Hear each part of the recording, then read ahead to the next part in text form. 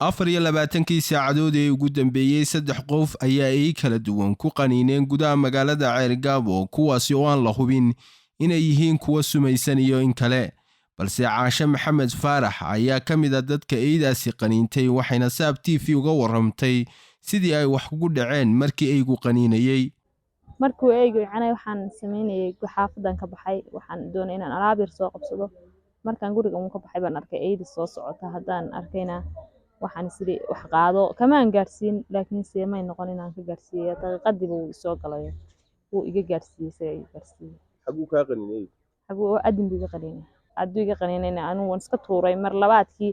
adigu micidi dambe maryaha iga qabtay oo inuu gaarsiin eeygu markuu i qaniinay uu igu soo orday wuxuu aaneen raxan buu ahaa balse mid baa igu soo ordo huruus ii soo galay intii kalena way hogato way qaylisay balse waan qayliyay oo adigu markii dambe qadigu wala igu soo yaacay buu iga cararay bahalkii yaacay ka wareemay sida wax u qabtaa imika waan ladanahay ma sha Allah nabarun bay igu yaala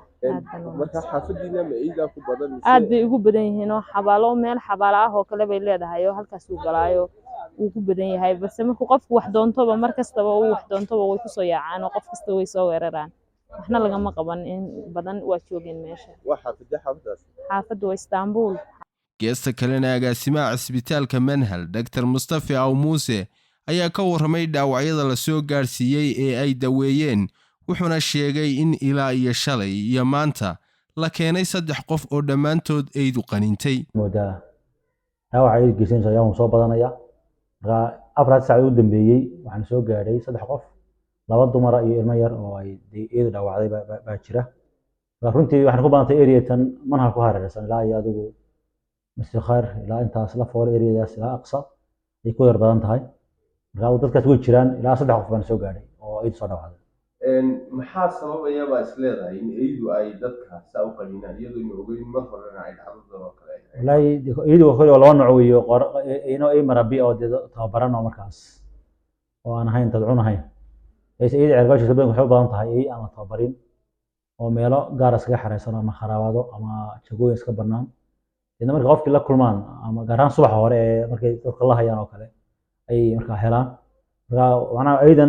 ماذا شوكته أي واحد أي أنا مركز مربيها هي مركز هذا أساس تطور وعي مركز مين تلان أي حنون نقطة أو يبو مركز حنون كل عضتك ويرلي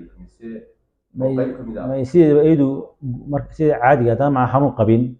واحد شرا فيروس أفكوس قانون الباشرة ولا يقان رابس فيروس مركز يقود بيان marka kale eedan de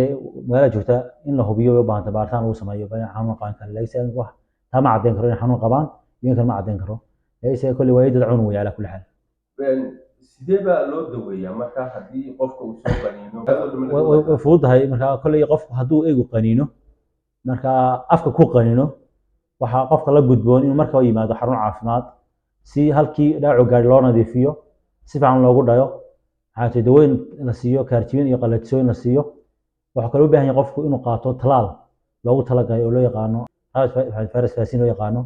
هذا كور تجيه إن فارس كاسي وقالوا مسكح قفك أما غيبت نيف برينك وكاسي سيد عادي جا فارس كاس هدو تشري قفك قلا نيرفوه راعة وإحنا قارا مسكح ذا وعنكو كان حنون يعني نيرفا كدعة مركز قفكو ودمتو وكينا hadii uu dhaco qof uu qaniino ay waxa loo baahan yahay inuu la xiriiro xarunta caafimaad ugu dhow isla markaana uu qaato talooyinka dhakhaatiirta ay siiyaan isla markaana uu isku mudo talaalkii loogu talagalay waxa tay fayraska uu siiyay inta talaa maxaa bulshada halkan fariin uga diraysaa korley bulshada waxaan dilaa fariin qofku marka waa inuu iska ilaasho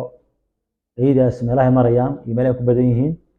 hadii uu ilaahay qadaro inay la kulmaan oo qaynaan oo wax yeelaana inuu si dhaqso la soo xiriiro xarunta caafimaadka ugu dhow si loo daweeyo loona dhayo talaalka loogu tagal loo siiyo maaha markii ugu horeysay ee caynkan oo kale ay dad qaniinaan balse bilo ka hor ayaa tan oo kale ay dhacday Cabdiraxmaan Ilsar Saab TV Ceergaabo